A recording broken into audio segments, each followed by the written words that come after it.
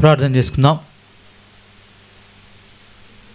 ప్రేమ కలిగిన పరలోకమందున మా తండ్రి, పరిశుద్ధమైన మా దేవ,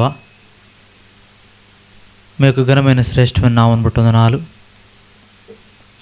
ఈ సాయంకాల సమయంలో నీ ప్రజలంగా నీ నామమును బట్టి నిన్ను ప్రార్థించిన నిమిత్తమై సంఘముగా మేము జాయిన్ అయ్యింటుండగా, కూడి వచ్చింటుండగా మీరే మీ సన్నిధితో మమ్మల్ని నింపండి. మీ ఆత్మ నడిపింపు అనుగ్రహించండి. మా పాట, మా మాట సమస్తం మీ మహిమ కొరకే నీ ఆత్మ ద్వారా గ్రహించగలుగుటకు నీ వర్తమానమును మమ్మల్ని మీ వశంలో ఉంచుకునండి. దినమంత్రులు చూపిన కృపకే వందనాలు. ఈ సాయంకాల సమయంలో నీ ప్రజలంగా కూడి వచ్చి ఉంటుండగా నీ చిత్తానుసారంగా నీ సన్నిధిలో ప్రార్థించుటకై మమ్మల్ని సిద్ధపరచండి. సారథుల సంఘాన్ని కూడా జ్ఞాపకం చేసుకున్నాం. ఆయా కొదువులు, ఆయా కొరతలు, ఆయా ఆదరణ లేని పరిస్థితులు కూడా ప్రజలు ఉండి ఉంటుండగా వారికి కూడా అవసరమైన సంగతులతో తృప్తిపరచండి. మమ్మల్ని కూడా మీ వశంలో ఉంచుకునండి. ప్రేమగల తండ్రి, గొప్ప దేవుడు వేండి, నీ అద్వితీయ కుమారుడు మా రక్షకుడైన యేసుక్రీస్తు ప్రభువును ఈ లోకంలోనికి శరీరధారిగా పంపుటను బట్టి మాకు ఇచ్చిన నిత్య జీవాన్ని బట్టి వందనాలు. ఆయన కలువరి శిలువలో మరణించి భూస్థాపన చేయడం పునరుద్ధానుడై ఆయనని విశ్వసించిన మాకు దేవా ఇచ్చిన నిత్య జీవాన్ని బట్టి వందనాలు. నీ ప్రజలంగా నీ శరీరంలో నీ రక్తం ఇచ్చుకొని ఐక్యపరచుకున్నందుకు వందనాలు. ఇటు నీ కుమారుని బలియాగం ద్వారా నీ కొరకే రాజ్యముగా యాజకులుగా చేయబడిన వారమై తండ్రి, ఇప్పుడు నిన్ను అడుగుటకై ఆయన నామమును మాకు ఇచ్చినాడు. ఆ ప్రభువైన యేసుక్రీస్తు నామములో మేము ప్రార్థించిపోవచ్చుంటుండగా యుక్తముగా చిత్తానుసారంగా ప్రార్థించడానికి మమ్మల్ని సిద్ధపరచమని మా ప్రాణాత్మ దేవతతో మీ వశంలోనికి మమ్మల్ని మేము తీసుకుని వస్తూ ఆది నుంచి అంతవరకు ఈ యొక్క పరిచర్ని మీ చేతులకు అప్పగించుకుంటూ ఈ సిస్టమ్ని మమ్మల్ని కూడా మీ స్వాధీనం ఉంచుకుని యేసుక్రీస్తు ప్రభు మరక్షకున్నామని ప్రార్థించి వేడుచున్నాం తండ్రి, ఆమేన్. పాట సంఖ్య 719 పాట పాడదాం. సియోను గీతంలో నుండి 719.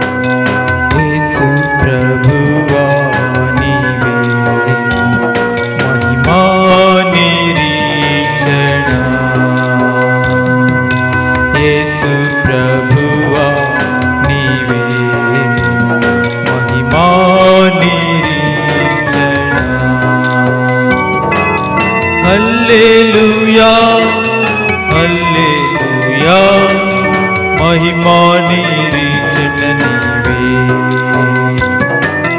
హల్లెలూయా హల్లెలూయా మహిమా నిరీక్షణ నీవే. యేసు ప్రభువా నీవే మహిమా నిరీక్షణ. యేసు ప్రభువా నీవే మహిమా నిరీక్షణ. గొప్ప రక్షణ సిలువా శక్తితో నాకు సగితివి. గొప్ప రక్షణ సిలువా శక్తితో నాకు సగితివి. మహిమా నిరీక్షణ నీవే నిశ్చయముగా నిన్ను.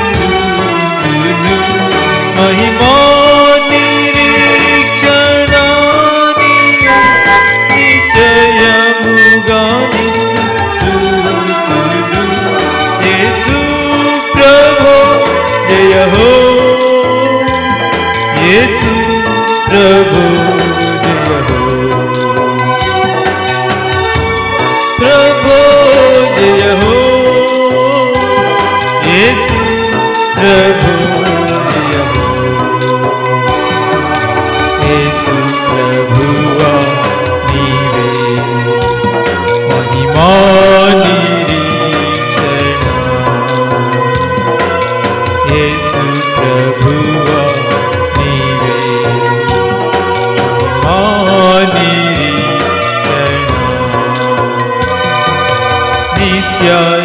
రక్షణ నీ రక్తముచే నాకిచ్చితివి నిత్య రక్షణ నీ రక్తముచే నాకిచ్చితివి ఎనలేని ధనము నీవేగా నిశ్చయముగా పొందుదును ఎనలేని ధనము నీవేగా నిశ్చయముగా పొందుదును యేసు ప్రభు జయ హో యేసు ప్రభు జయ హో యేసు ప్రభు జయ హో యేసు ప్రభు జయ హో యేసు ప్రభువా నీవే మహిమా నిరీక్షణ యేసు ప్రభువా నీవే మహిమా నిరీక్షణ పునరక్షణ నీ శక్తితో ప్రసాదించితివి పునరక్షణ నీ శక్తితో ప్రసాదించితివి మహిమాతో నన్ను పిలచితివి సదా నిన్నే పూజింతును మహిమాకై నన్ను పిలచితివి సదా నిన్నే పూజింతును యేసు ప్రభు జయ హో యేసు ప్రభు జయ హో యేసు ప్రభు జయ హో యేసు ప్రభు జయ హో యేసు ప్రభువా నీవే మహిమా నిరీక్షణ యేసు ప్రభువా నీవే మహిమా నిరీక్షణ మహిమా నిరీక్షణ నీ కృపతో నాకు నొసగితివి మహిమా నిరీక్షణ నీ కృపతో నాకు నొసగితివి యేసు నాలో నీవున్నావు నిన్నే నమ్ముకొందును నాలో నీవున్నావు నిన్నే నమ్ముకొందును యేసు ప్రభు జయ హో యేసు ప్రభు జయ హో యేసు ప్రభు జయ హో యేసు ప్రభు జయ హో యేసు ప్రభువా నీవే మహిమా నిరీక్షణ యేసు ప్రభువా నీవే మహిమా నిరీక్షణ ప్రభువా మహిమాతో మరలవద్దు నన్ను కొనిపోవా ప్రభువా మహిమాతో మరలవద్దు నన్ను కొనిపోవా పరలోకమే నా దేశము మహిమాలో నచ్చట ఉందును పరలోకమే నా దేశము మహిమాలో నచ్చట ఉందును యేసు నీతో సదా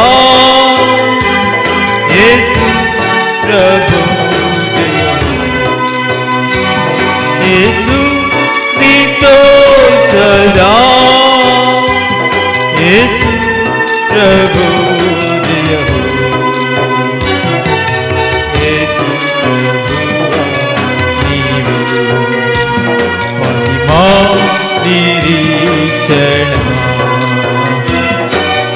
యేసు ప్రభువా మా నిరీక్షణ. హల్లెలూయా హల్లెలూయా మహిమా నిరీక్షణ. హల్లెలూయా హల్లెలూయా మహిమా నిరీక్షణ. యేసు ప్రభువా మా నిరీక్షణ. యేసు ప్రభువా మా నిరీక్షణ.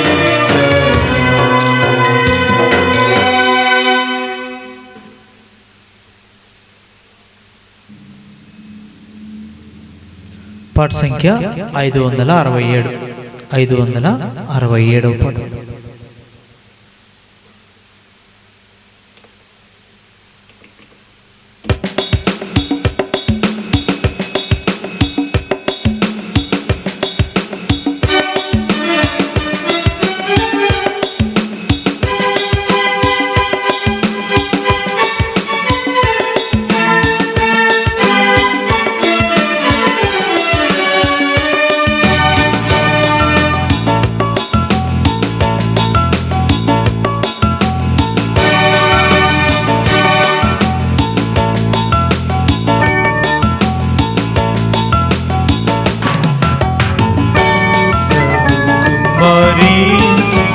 ప్రభు కుమారి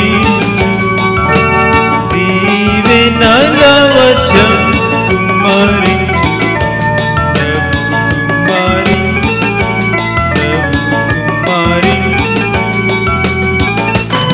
మా యేసు విను మా మనవి. ఓ మా యేసు విను మా మనవి. మా మధ్యకు ప్రభు దారము. ఓ మా యేసు విను మా మనవి. మా మధ్యకు ప్రభు దారము. నీ ద్వారమున చేరియున్నాము. నీ ద్వారమున చేరియున్నాము. నింపుము ప్రభువా మమ్ములను. నింపుము ప్రభువా మమ్ములను. ప్రభు కుమారి ప్రభు కుమారి దీవెనల వర్షము కుమారించు.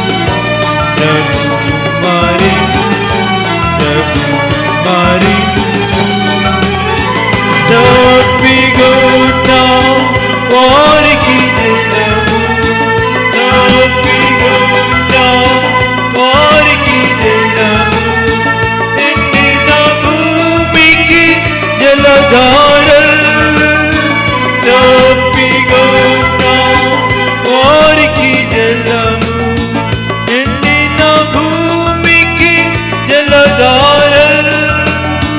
నీ సంతతిపై ఆత్మను పంపు. నీ సంతతిపై ఆత్మను పంపు. నీ దీవెనలతో నింపుము. నీ దీవెనలతో నింపుము. ప్రభు కుమారి దీవెనల వర్షం కుమారించు. ప్రభు కుమారి ప్రభు కుమారి తండ్రి కుడి ప్రక్కన నిలుచున్నా. తండ్రి కుడి ప్రక్కన నిలుచున్నా.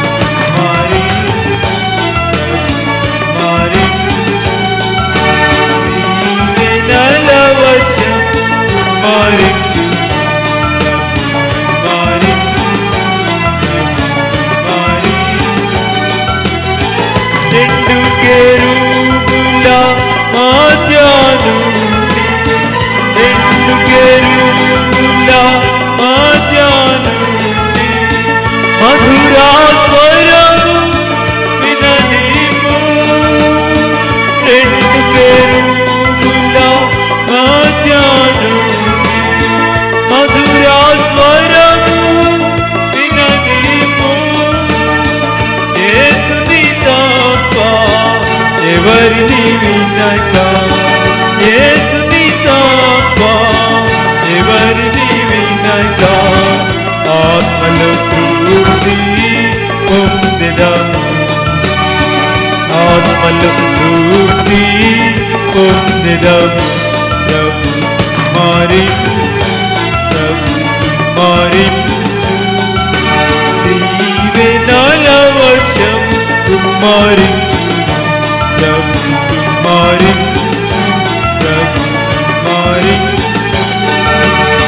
తెరువబడిన వరమును చూడా, తెరువబడిన వరమును చూడా, దూతలు ఎక్కుచూ దిగుచుండా. వరమును చూడా, దూతలు ఎక్కుచూ దిగుచుండా.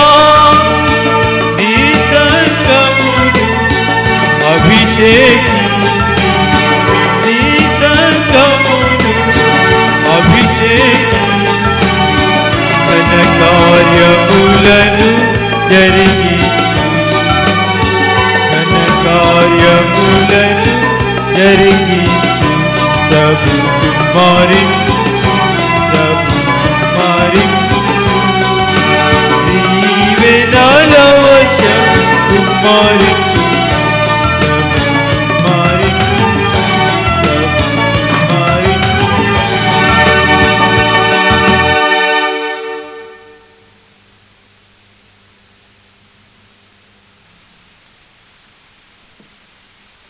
ప్రార్థించేదానికి ముందుగా పరిశుద్ధ లేఖనాలు చూద్దాం. అపోస్తలుడైన పౌలు కొలస్సీలకు రాసిన పత్రిక 1వ అధ్యాయం. కొలస్సీ 1వ అధ్యాయం 9 నుండి 12 వరకు అందరం కలిసి చదువుదాం. కొలస్సీలకు రాసిన పత్రిక 1వ అధ్యాయం 9వ వచనము నుండి 12 వరకు కలిసి చదువుదాం.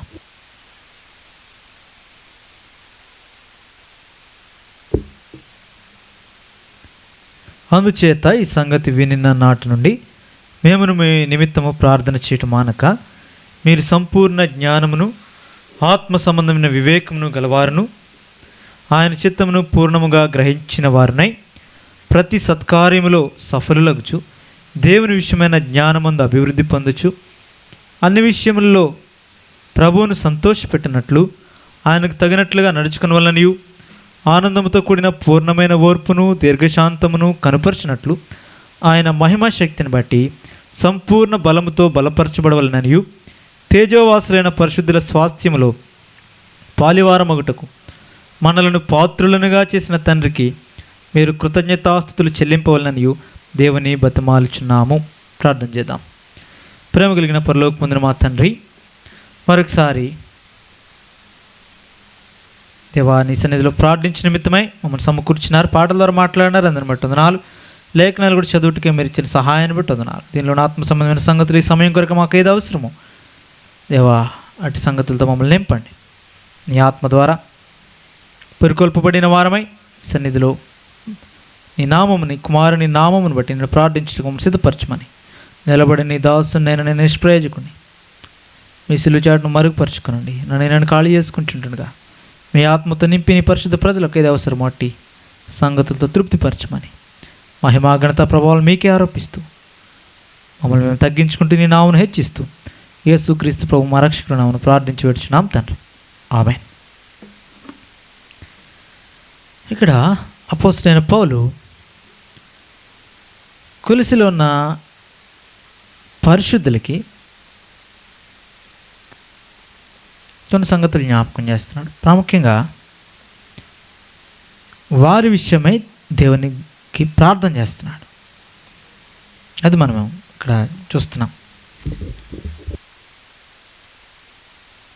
వారి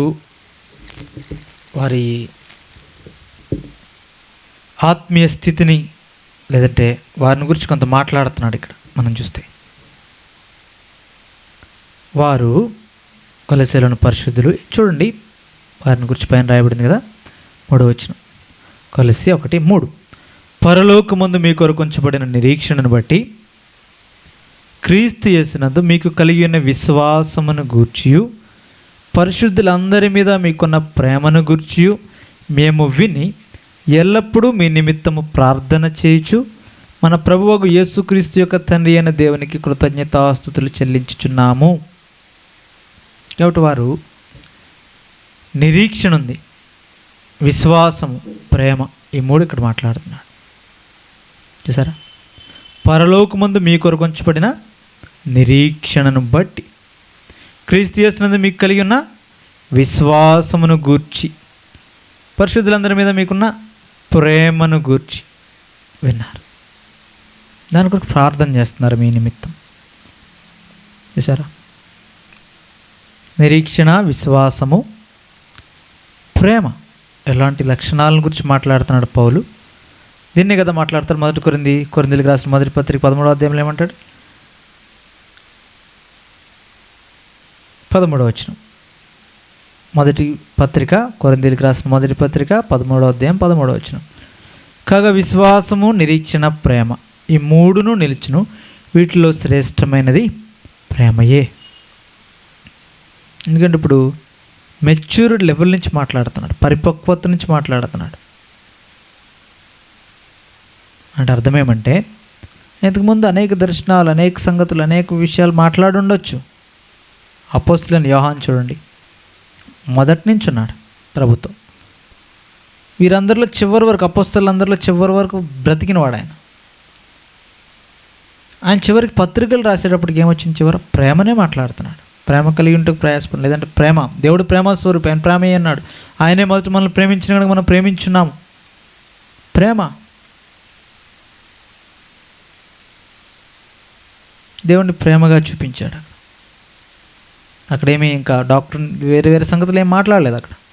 ఇంకా పత్రికల్లో ప్రేమను గురించి మాట్లాడుతున్నాడు. ఎందుకంటే ఆత్మీయ పరిపక్వత, ఇంకా సంపూర్ణత వైపుకి వెళ్తున్నప్పుడు. పౌలు కూడా ఇక్కడ పరిపూర్ణత వైపుకి వచ్చేసరికి, అందుకే అక్కడ అంటున్నాడు కదా 13వ అధ్యాయంలో 10వ వచనం, పూర్ణమైనది వచ్చినప్పుడు పూర్ణము కాదు నిరర్ధకమగును. నేను పిల్లవాడిని అయినప్పుడు పిల్లవాని వలె మాట్లాడితిని, పిల్లవాని వలె తలంచితిని, పిల్లవాని వలె యోచించితిని. ఇప్పుడు పెద్దవాడినే పిల్లవాని చేష్టలు మానివేసి తిని.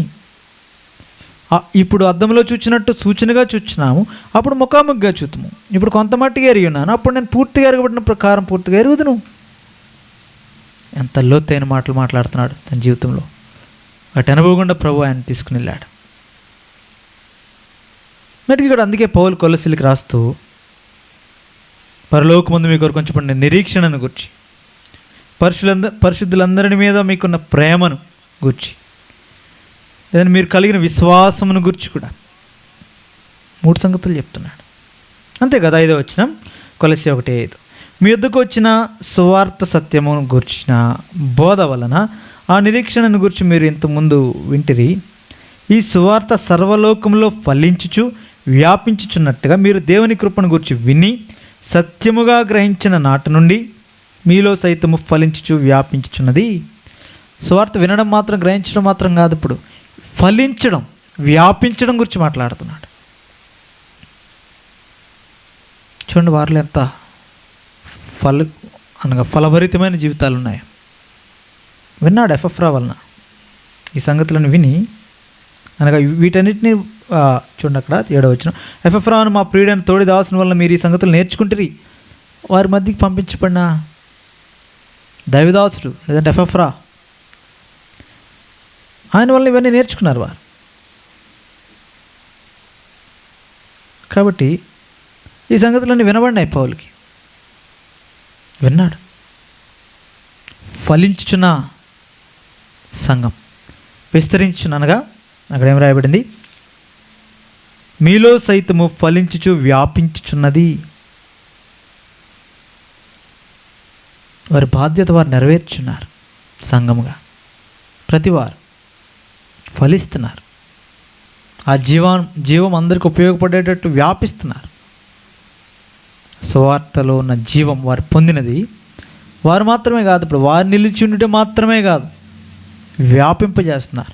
అందుకే వరకు 9వ వచనం ఇప్పుడు మనం చదివిన భాగంలోనికి రండి. అందుచేత ఈ సంగతి వినిన నాటి నుండి మేమును మీ నిమిత్తము ప్రార్థన చేయటం మానక ప్రార్థిస్తున్నాడు పౌలు. సంఘము కొరకై, కొలెస్సీలోని పరిశుద్ధుల కొరకై, వ్యాపించి విస్తరించి లేదంటే ఫలించుచున్న వారి కొరకై. ఎందుకంటే ఈ సంఘము లేదంటే ఈ పరిశుద్ధులు వారిలో మనం కూడా భాగం. మనం కూడా ప్రభు రక్తం ద్వారా కొనబడిన వారు. ఆ సంఘము, ఆ స్థానిక సంఘంలో మనం లేము, కానీ ఇక్కడ కొలెస్సీలోని పరిశుద్ధులు అనగా వారి కొరకే రాయించింది. మనకెందుకు దేవుడు ఇచ్చాడు పరిశుద్ధాత్ముడు అంటే నీవు నేను కూడా ఈ రీతిగా ఉండాలని కోరి, అందుకే మనం ప్రభువుని అడగడానికి వచ్చినాం. పౌలైతే వారి కొరకు మానక ప్రార్థన చేస్తున్నాడు, ప్రార్థన చేశాడు, ప్రార్థన చేస్తున్నాడు. వారు కూడా ఎట్లున్నారు? ఫలించుచు వ్యాపించుచున్నట్లుగా కనబడుతుంది అక్కడ. గ్రహించిన నాటి నుండి దేవుని కృపను గురించి వారు ఆ రీతిగా చేస్తున్నారు. అందుకే వారి విషయమై కొన్ని మాటలు చెప్తున్నాడు, కొన్ని హెచ్చరిక మాటలు. లేదంటే ప్రభుని గురించి తాను పొందిన దాన్ని ఇక్కడ చూపుతున్నాడు. వారు ఇంకెట్లా ఉండాలి, దేని కొరకు ఈ ప్రార్థన, ఆయన దేని కొరకు చేస్తున్నాడు, మనం కూడా దేని కొరకు చేసుకోవాలి. ప్రార్థన అనగా భౌతికమైన అక్కర్లు కాదు, అవి మాత్రం కాదు, ప్రభు అది ఇది అని కాదు, లేదంటే భౌతిక సంబంధమైన వాటి కొరకు కాదు, వాటి కొరకు మాత్రం కాదు. ప్రాముఖ్యంగా మొదట వెతకవలసింది ఆయన రాజ్యం, ఆయన నీతి, ఆయన కొరకై మనం ఎట్లా ఉండాలి, అది మనం ఎరగాలి. పౌలు ప్రార్థనలు ఎట్లుందో చూద్దాం. ఇప్పుడు దేని కొరకు చేస్తున్నాడు ఈ సంఘానికి ఏదో డబ్బులు ఇమ్మని, ఈ సంఘానికి ఏదో అంత భౌతికంగా బాగుండాలని కాదు. పౌలు యొక్క ప్రార్థన పైన వాటి కొరకే, నిత్యం నిలిచే వాటి కొరకే, అక్షయమైన వాటి కొరకే, దానిని పొందగోరుచున్న వారి యొక్క స్థితి కొరకే, ఏ రీతిగా ఉండాలో దాని రీతిగా ఉండు నిమిత్తమై, వారి నిమిత్తమై ఎట్లా ప్రార్థన చేస్తాడు. మనం కూడా ఇట్టి రకమైన ప్రార్థన సంఘము కొరకు, మన కొరకు కూడా, సంఘం కొరకు ఇట్లా సంఘం ఉండాలని ప్రార్థించాలి. మనం కూడా వ్యక్తిగతంగా ప్రాముఖ్యమైనది మనం ఉండాలి. మనమే సంఘం, ప్రభు రక్తం ద్వారా కొనబడి ఆయన శరీరంలో ఐక్యపరచబడిన మనమే. అక్కడ మనం ఈ రీతిగా ఉండాలి. ఏ రీతిగా ఉండాలి? అక్కడ చాలా ఎక్కువ లోతైన సంగతి. మీరు సంపూర్ణ జ్ఞానమును ఏం కలిగి ఉండాలా? సంపూర్ణమైన జ్ఞానం, లేఖనాల్లోనేమి ప్రభువుని గురించి కానీ సంపూర్ణత కావాలా. అందుకే లేఖనాలు ధ్యానించినప్పుడు ఏదో ఒక మొక్క పట్టుకొని వెళ్ళిపోవడం కాదు. ఎక్కడ నీకు నచ్చితే ఏదో ఒక మొక్క పట్టుకొని దాని ప్రకారం దేవుని చిత్తం అనేది కాదు. మొత్తం ఒకటి చదివామంటే దాని కాంటెక్స్ట్ ఏంటి, అక్కడ ఎంత చెబుతూ రాయబడింది, మొత్తం గ్రహింపులోకి రావాలి. మీరు సంపూర్ణ జ్ఞానమును, ఆత్మ సంబంధమైన వివేకమును గలవారును. అక్షరాన్ని బట్టి కాదు, అక్షరాన్ని బట్టి వెళ్ళిపోవడం కాదు. అపవాది అట్లనే మోసం చేస్తున్నాడు. అక్షరం అనేకులను చంపుతుంది. అక్షరాన్ని బట్టే అట్టి జ్ఞానంతో నిండుకొని ఉన్నారు ఈ దినాలు. ఇక్కడ మనం కూడా చాలా జాగ్రత్తగా ఉండాలి. సంపూర్ణమైన జ్ఞానం, అంతేకాదు ఆత్మ సంబంధమైన వివేకం కావాలి. ప్రభు కూడా చెప్పాడు, అట్టి వివేకం మనకు అవసరం. అది ఎలాంటి వివేకం? భౌతికమైన లోకానుసారమైనది కాదు. జ్ఞానాన్ని అంటే భౌతిక జ్ఞానానుసారమైన వివేకం కాదు, యుక్తి కాదు, అటువంటి యుక్తి కాదు. ఆత్మ సంబంధమైన వివేకమును గలవారును, ఆయన చిత్తమును పూర్ణముగా గ్రహించిన వారునై. దేవుని చిత్తం యొక్క మర్మమంతా ఆయన తెలుపుతున్నాడు పరిశుద్ధాత్మలో మనకి. ఎఫెసీ 1వ అధ్యాయంలో చూపించాడు. ప్రభువైన యేసుక్రీస్తు ద్వారా ఏమేమి పొందామో, ఆ కుమారునికి ఒక్కడైన తండ్రికి ఒక్కడైన కుమారుడు అనగా ప్రభువైన యేసుక్రీస్తు యొక్క తండ్రి స్తుతింపబడునుగాక అంటాడు 1వ అధ్యాయం 3వ వచనంలో అనుకుంటా. తర్వాత మనల్ని ఎట్లా కుమారులుగా చేశాడు యేసుక్రీస్తు ద్వారా, ఆయనలో ఏమేమి మనం కలిగి ఉన్నాం, అందులో ఒక భాగం ఏంటంటే ఆయన చిత్త మర్మం అంతటిని మనకు తెలియజేశాడు. ఎఫెసీ 1వ అధ్యాయంలో పౌలు ఈ సంగతులు మాట్లాడుతున్నాడు. మనం ఇప్పుడు ఆయన చిత్తమును పూర్ణముగా గ్రహించాలా. ఎక్కడుంది ఆయన చిత్తం? ఆయన కుమారుడిలో ఉంది. ఆయన కుమారుడు యేసుక్రీస్తు ప్రభు తండ్రి చిత్తాన్ని సంపూర్తిగా నెరవేర్చిన వాడు. కుమారుని గురించి ఎవరు చెప్తారు? పరిశుద్ధాత్ముడు చెప్తాడు. పరిశుద్ధాత్మ దేవుడు కుమారుని గురించి నా వాటిలోని తీసుకొని మీకు తెలియజేస్తాడు, నన్ను మహిమపరుస్తాడు. యోహాను సువార్త 16వ అధ్యాయంలో పరిశుద్ధాత్మను గురించి ఈ సంగతులు ప్రభువైన యేసుక్రీస్తు శిష్యులకు ఆ 11 మందికి చివరిలో బోధిస్తున్నాడు. పరిశుద్ధాత్ముడు వస్తాడు, ఆదరణకర్త, సర్వసత్యంలో నడిపిస్తాడు. నా వాటిలోని అనగా లేఖనముల్లో నుండి తీసుకొని, అది వాక్యం ఉండను, వాక్యము దేవుని యొద్ద ఉండిన వాక్యం దేవుడే ఉండిన ఆ వాక్యమే ఆయన వాక్యములో నుండి తీసుకొని పరిశుద్ధాత్మని నీకు బోధిస్తాడు. ఆయన చిత్తం మర్మమంతా తెలుపుతాడు. ఎందుకంటే వాక్యం అక్షరానుసారంగా చదివితే ఏమీ అర్థం కావు. అందుకే ఆత్మదేవుడు ఆ మర్మములంతటిని బయలుపరుస్తున్నాడు. సరే, అందుకే ఆయన చిత్తమును పూర్ణముగా గ్రహించిన వారునే ఇవన్నీ కలిగి ఉండాలి. మనం దీని కొరకు ప్రార్థించాలి. ప్రతి సత్కార్యములు సఫలులగుచు, ఇప్పటికే సత్క్రియని గురించి రోమిలికి రాసిన పత్రికలో కూడా చెప్పాడు. ఈ సంగతులని ముందుకి చదవకుండా వెళ్ళిపోతే అంత బాగోదు. చదువుదాం అర్థం చేసుకునే దాని కొరకు. రోమా 2:7 6-7 ఆయన ప్రతి వానికి వాని క్రియలు చొప్పున ప్రతిఫలం ఇచ్చను, సత్క్రియను ఓపికగా చేయించు, మహిమను ఘనతను అక్షయతను వెదకు వారికి నిత్యజీవనిచ్చును. సత్క్రియ, అందుకే సత్క్రియ చేయమన్నాడు ప్రభు, సత్కార్యములు అన్నాడు. ఇక్కడ అదే మాట్లాడుతున్నాడు. కొలస్సీ 1 ఏమంటున్నాడు? 9వ ప్రతి సత్కార్యములో సఫలులగుచు. ఎవరి కార్యాలు సఫలమవుతాయి? అతడు చేయనిదంతయు సఫలమగును. ఎవరు? చూస్తాం మొదటి కీర్తనలో. చూడండి, కీర్తన 1 మొదటి కీర్తనలో 2వ యెహోవా ధర్మశాస్త్రమునందు ఆనందించుచు దివరాత్రము దానిని ధ్యానించేవాడు ధన్యుడు. అతడు నీటి కాలువలు ఎవరు నాటబడినదై ఆకువాడికి తన కాలం ముందు ఫలమిచ్చి చెట్టు వలెనుండును. అతడు చేయనిదంతయు సఫలమగును. ఎవరిది? యెహోవా ధర్మశాస్త్రమునందు ఆనందించు దివరాత్రం దాన్ని ధ్యానించాలి. వాడు దుష్టుల ఆలోచన చొప్పున నడవడు, పాపుల మార్గము నిలవడు, అపహాసకులు కూర్చునే చోట ఉండడు. ఈ దినాల్లో లోకంలో అట్లనే ఉంది పరిస్థితులు. యవనస్తులు కానీ ఎక్కువ మంది, పెద్దవారు కూడా దుష్టుల ఆలోచనలో వెళ్తున్నారు. దేవుని కౌన్సిల్లోనికి రావట్లే, దేవుని ఆలోచన తీసుకోవట్లేదు. సదాకాలం నిలిచి ప్రభు ఆలోచనలోనికి ప్రజలు రావట్లేదు. వారి దృష్టి భౌతికంగా కనబడే వాటి మీదే. దుష్టుల ఆలోచన, పాపుల మార్గం. ఎందుకంటే ఆయన మార్గంలో నడుచుట కష్టంగా కనబడుతుంది కాబట్టి ప్రభు మార్గంలో.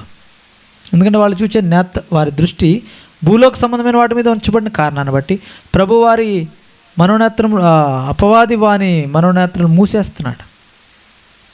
అంధకారంలోనే ఉంటున్నారు వారు. అపహాసకులు కూర్చుండే చోట కూర్చుంటున్నారు. అనగా ఈ లోక సంబంధమైన ఎంటర్టైన్మెంట్, టీవీలు కావచ్చు, ఇంటర్నెట్లో కావచ్చు, ఎక్కడైనా ఇంకదే వారికి. ఒకళ్ళు భౌతికంగా ఆ మనుషులతో కలిసి కూర్చున్నట్టు కాకపోయినా వాళ్ళతో ఏకీపిస్తున్నారు అలాంటి పనుల ద్వారా. సినిమాలు చూడొచ్చు, లేదంటే అపహాస్యం ద్వారా ఆ షోలు కావచ్చు. తప్పు కాదులే, కథలే కదా అని చెప్పే తెలివైన వాళ్ళుగా పిలువబడే బుద్ధిహీనులు కూడా ఉన్నారు. వారు దాన్ని జస్టిఫై చేసి కనుక సమర్థించుకుంటారు. ఇక్కడ మనమైతే ఆ రీతిగా ప్రభు ఉంచలే. ప్రతి సత్కారంలో సఫలం అవ్వాలంటే ఇవన్నీ విడిచిపెట్టాలి. దుష్టుల ఆలోచన కాదు, ప్రభు ఆలోచనే స్థిరం. యెహోవా ఆలోచన. పాపుల మార్గం కాదు, పరిశుద్ధుల సంఘం, ప్రభు యొక్క మార్గం, పరిశుద్ధాత్మ నడిపింపు. అపహాసకులు కూర్చుండే చోట కాదు, ఎక్కడ కూర్చోవాలా? దేవుని వాక్యం వద్ద సంఘముతో సహవాసం. యెహోవా ధర్మశాస్త్రం ఆనందించి దివారాత్రం దాన్ని ధ్యానించేవాడు ధన్యుడు. ఇటువంటి వారి వల్లే మనం ఉండాలి, ఈ క్రియలు చేయాలా, దాని గురించి మాట్లాడుతున్నాడు. చూడండి మరలా కొలస్సీ 1:9 మీరు సంపూర్ణ జ్ఞానమును ఆత్మ సంబంధమైన వివేకమును గలవారును ఆయన చిత్తమును పూర్ణముగా గ్రహించిన వారునై ప్రతి సత్కార్యముల్లో సఫలులగుచు దేవుని విషయమైన జ్ఞానమందు అభివృద్ధి పొందుచు. ఇవన్నీ అడగాలి ప్రభుని మనం. దేవుని విషయమైన జ్ఞానం, లేఖనాల్లో జ్ఞానం కాదు, బైబిల్ సంబంధమైన జ్ఞానం కాదు, భౌతిక సంబంధమైన జ్ఞానం కాదు, దేవుని గురించిన జ్ఞానం. దానిలో అభివృద్ధి పొందాలి. అన్ని విషయముల్లో ప్రభువును సంతోషపెట్టినట్లు. మనల్ని మనం కాదు, ప్రభువైన యేసుక్రీస్తే దేవుని కుమారుడైన తను తాను సంతోషపరచుకొనలేదని రాయబడింది కదా. రోమా 15వ అధ్యాయంలో ఏముంది? రోమిలికి రాసిన పత్రిక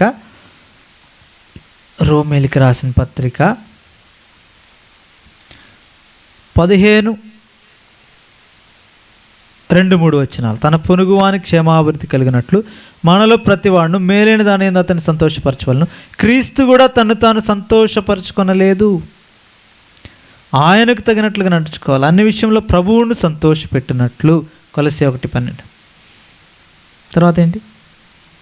ఆయనకు తగినట్లుగా నడుచుకోవాలి. ప్రభు ఎట్లా నడుచుకున్నాడు? ప్రభు శరీరంలో మనం ఉన్నామంటే దానికి తగినట్టుగా ప్రవర్తించాలి. ఆయన శరీరంలో ఉండడానికి యోగ్యమైనట్టుగా, తగినట్టుగా మనం నడుచుకోవాలి. ప్రభు శరీరంలో ఉండి ఉన్నామని చెప్పుకొని చీకట్లో నడిస్తే మళ్ళీ అది కుదరదు. మొదటి యోహాను మొదటి అధ్యాయంలో అన్నట్లుగా అక్కడ కూడా హెచ్చరిక చేశాడు. వెలుగులో ఉన్నామని చెప్పుకొని చీకట్లో నడుస్తూ ఉంటే మనం అబద్ధం ఆడుచు సత్యం జరిగింపుకుందాం అంటాడు. ఆయనలో చీకటి ఎంత మాత్రం లేదు, ఆయన వెలుగే అన్నాడు. కాబట్టి ఈ సంగతులన్నిటి విషయం మనం ప్రార్థించబద్దులమై ఉన్నాం. సంఘము కొరకు, మన కొరకు కూడా, ప్రాముఖ్యంగా మన కొరకు, తర్వాత సంఘం కొరకు. పౌలు ప్రార్థన చేస్తున్నాడు, ఎందుకంటే తాను ఈ సంగతుల్లో ఎరిగి ఉన్నాడు కాబట్టి, గురి కలిగి ఉన్నాడు కాబట్టి, తన కొరకు తన బాధ్యత కలిగి ఉన్నాడు కాబట్టి ఈ విషయాల్లో సంఘం కొరకు ప్రార్థన చేస్తున్నాడు. ఈ సంగతి విని నాటి నుండి మేము మీ నిమిత్తం ప్రార్థన చేయడం మనకు దేని విషయమై? సంపూర్ణ జ్ఞానం, ఆత్మ సంబంధమైన వివేకం గలవారును, ఆయన చిత్తమును పూర్ణముగా గ్రహించిన వారిని ప్రతి సత్కార్యంలో సఫలులగుటూ దేవుని విషయమైన జ్ఞానం అందు అభివృద్ధి పొందొచ్చు. అన్ని విషయంలో ప్రభువును సంతోషపెట్టినట్లు ఆయనకు తగినట్లుగా నడుచుకున్న వల్ల నీవు ఇంకా ఏంటి? ఆనందముతో కూడిన పూర్ణమైన ఓర్పును, దీర్ఘశాంతమును కనుపరిచినట్లు. ఏం కనుపరచాలంటే మనం? ఆనందంతో కూడిన ఓర్పు. ప్రభు ఎప్పుడు వస్తాడు, లేదంటే ఎంతకాలం విశ్రామలు, ఎంతకాలం ఇంక ప్రభు కోసం ఇలా ఉండాలా? నిజానికి అట్లా చేసేవాడు అట్లా అనుకోడు. ప్రభు కోసం అన్ని వదిలినాడు. ఎందుకంటే అందులోనే ఆనందం ఉంటుంది, ప్రభులో ఆనందం ఉంటుంది, వారికి ప్రభులో అతిశయం ఉంటుంది. అది కూడా ఎరగలం. దాని కొరకు కూడా ఆనందంతో కూడిన పూర్ణమైన ఓర్పు, దీర్ఘశాంతము కనపరిచినట్లు ఆయన మహిమాశక్తిని బట్టి సంపూర్ణ బలంతో బలపరచబడవలని. కాబట్టి ఆయన శక్తిని బట్టి, ఆయన పునరుద్ధాన శక్తి, ఆయన ఇచ్చిన పరిశుద్ధాత్మని శక్తిని బట్టి మనం బలపరచబడాలి.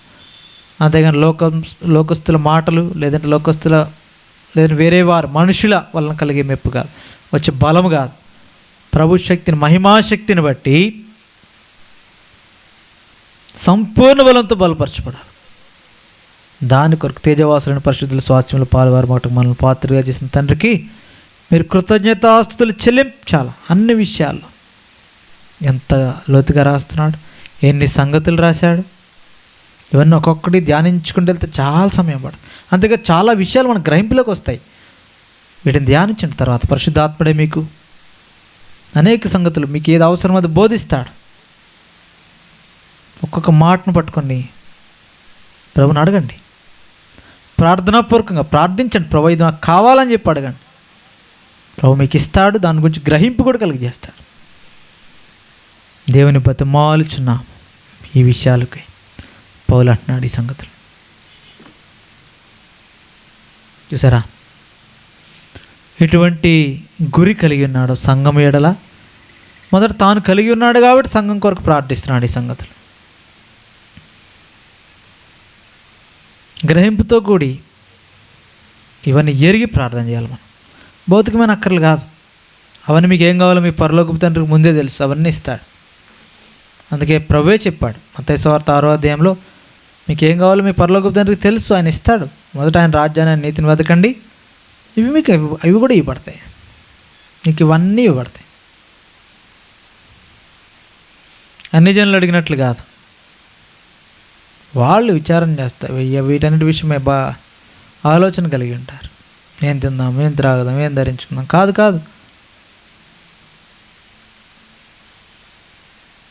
కాబట్టి ప్రభు జ్ఞాపకం చేస్తున్నాడు. ప్రియ సహోదరుడా, సహోదరి, ప్రార్థించడానికి సంఘంగా కూడి వచ్చినాం.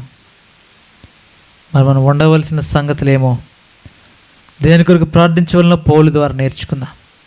పరిశుద్ధాత్ముడు మన కొరకే రాయించాడు. కేవలం కొలసీలోని సంఘ పరిశుద్ధులకే కాదు, నీవు నేను దీని ద్వారా నేర్చుకునే నిమిత్తమై ప్రభు ఈ సంగతులు రాయించాడు. మరలా చూద్దాం 9వ వచనం నుండి. అందుచేత ఈ సంగతి వినిన నాటి నుండి మేమును మీ నిమిత్తం ప్రార్థన చేయుట మానక, ఎడతెగక చేయాలి, మానక చేయాలి. ఎందుకంటే ఇది సంపూర్ణత, ఇది పొందుతూ ఉండాలి. మనం ఎల్లప్పుడూ ఇటు జీవితం మనం కలిగి ఉండాలి. అందుకే ప్రభు జ్ఞాపకం చేస్తున్నాడు. పౌలు అందుకే మానగా ప్రార్థన చేస్తున్నాను అంటున్నాడు. మనం కూడా ఇప్పుడే కాదు, ఇప్పటి నుండి ఎడతెగగా చేయాలి. ఈ సంగతుల విషయమై మానక చేయాలి. మన ప్రతి ప్రార్థనలో మన కొరకు, సంఘం కొరకు. మీరు సంపూర్ణ జ్ఞానం, మిడిబిడి జ్ఞానం కాదు, అక్కడ కొంత ఇక్కడ కొంత కాదు, సంపూర్ణంగా ఎరగాలి లేఖనములు. అందుకే నీ కొరకు నా కొరకు ఇచ్చాడు. అందుకే దివారాత్రము దాన్ని ధ్యానించండి. అర్థం ఏంటంటే సంపూర్ణంగా ఎరగాలి లేఖనాలు. లేఖనాలే హృదయంలో లేకపోతే, లేఖనాలను గురించి గ్రహింపే మనం ఎరగకపోతే దేవుని పిల్లం, దేవుని ప్రజలం, ఆయన నామం ఇవ్వబడిన వారం నిర్లక్ష్యంగా ఉన్నట్టు. లేఖనాలు మనం ప్రేమించకపోతే, వాక్యాన్ని ప్రేమించకపోతే, వాక్యాన్ని ధ్యానించకపోతే, వాక్యంలో ఏముందో మనకు తెలియకపోతే, ప్రభు అంత ముందే చెప్పినాడు కదా. ఎరగకపోతే దేవుడు చెప్పాడు, మనమే చదవట్లే, మనమే ఎరగట్లే, మనకే ఆసక్తి లేదు. ప్రభు నాతో మాట్లాడు అని అంటున్నామే కానీ ఆయన మాట్లాడేశాడు. ఆయన ఆల్రెడీ లేఖనాలు ఉన్నాయి. ఆ మాటను గ్రహించడం పరిశుద్ధాత్మని యొక్క అధీనంలోకి వెళ్ళట్లే, ఆ రీతిగా దాన్ని చదవట్లే. నీకు ఇష్టమైందే, ఎప్పుడు నీకు తెలిసిన మాటే అది పట్టుకుంటావు. పాజిటివ్గా వెళ్ళాలంటే ఒక మాట, నెగిటివ్గా చేయకూడదు అనుకుంటే నీ మనసులో ఒక మాట, ఇంకా ఆ మాట పట్టుకుని వెళ్ళిపోవడమే. దేవుడు నాతో మాట్లాడాడు, అది కాదు ప్రియుడా. నీకు నీవే నష్టంలోకి వెళ్తున్నావు. అందుకే ఈ సంగతులు మరొకసారి నొక్కి నొక్కి చెప్పవలసిన అవసరం వచ్చింది. పౌలు సంఘానికి రాసినప్పుడు మీరు సంపూర్ణ జ్ఞానం, అంతేకాదు ఆత్మ సంబంధమైన వివేకం. లేఖనాలని యుక్తిగా మార్చుకోవడం కాదు, నీ శక్తికి లేదా నీ అవసరానికి అనుగుణంగా కాదు, అట్టి వివేకం కాదు, అట్టి యుక్తి కాదు. నీకు కావాల్సింది ఆత్మ సంబంధమైన వివేకం. అది మన మహిమ కాదు, ప్రభు మహిమను చూపించేది, ప్రభు మార్గాల్లో నడిపించేది, ప్రభు వలె మనల్ని జీవింపజేసి ఆయన వలె మార్చేది ఆత్మ సంబంధమైన వివేకం. బుద్ధిహీనంగా శ్రమల్లోకి వెళ్ళేది కాదు, దాని నుంచి విడిపించేది. యుక్తిగా శ్రమల్లో నుండి తప్పించుకోవడం కూడా మాన్పించేది ఆత్మ సంబంధమైన వివేకం. అది కావాలి. అందుకే వివేకంగా ఉండండి. అయితే భౌతికమైన వివేకం కాదు, ఆత్మ సంబంధమైన వివేకం. ఆయన చిత్తమును పూర్ణంగా గ్రహించాలి. ఎందుకంటే ఆయన చిత్త మర్మం తెలుపుతున్నాడు. ఇప్పుడు ఎఫ్ఎస్సి 1 చూద్దాం ఆ మాట కూడా. ఎఫ్ఎస్సీలకు రాసిన పత్రిక 1వ అధ్యాయం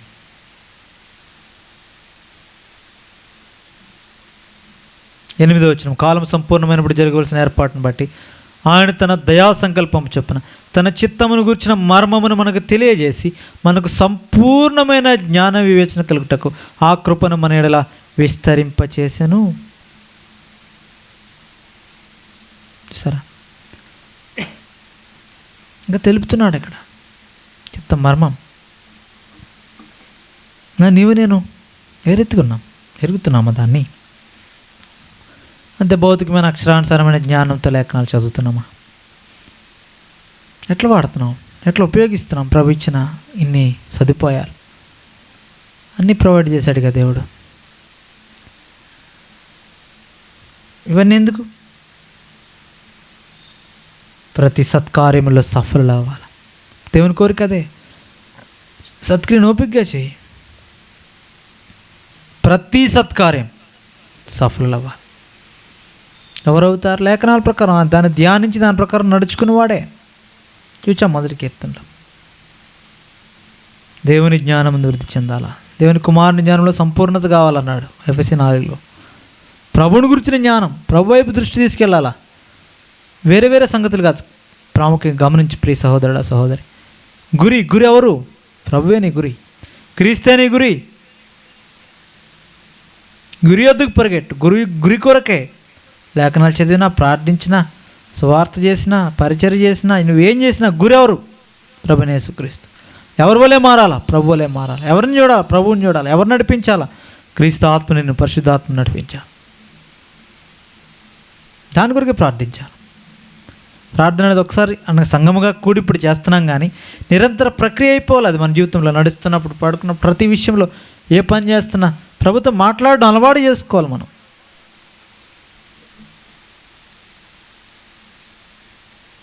ఇది అనుభవంతో మాట్లాడుతున్నాం ఈ సంగతులు. ఇది అలవాటుగా అయిపోవాలి మనకి.